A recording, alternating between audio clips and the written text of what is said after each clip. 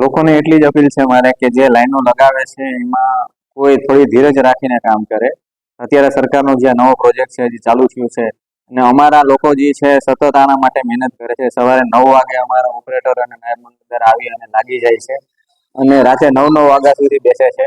અને છેલ્લો અમારા 10 દિવસના આંકડા જોઈએ તો કાયમીના અરાઉન્ડ 800 જણાનું ઈ-કેવાયસી કરીએ છીએ.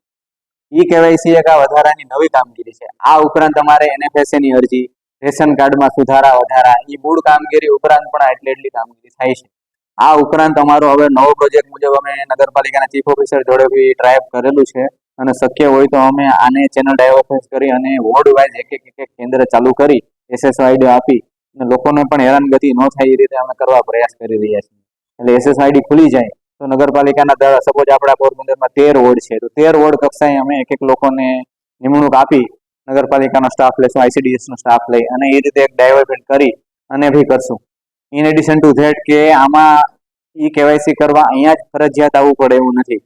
કોઈ પણ એક વ્યક્તિનું ઈ-કેવાયસી હોય તો માય રેશન એપમાંથી OTP દ્વારા તેના ઘરે બેસીને પણ કરી શકે છે. એટલે લોકોને કંઈ થોડુંક પેનિક થવાની જરૂર નથી.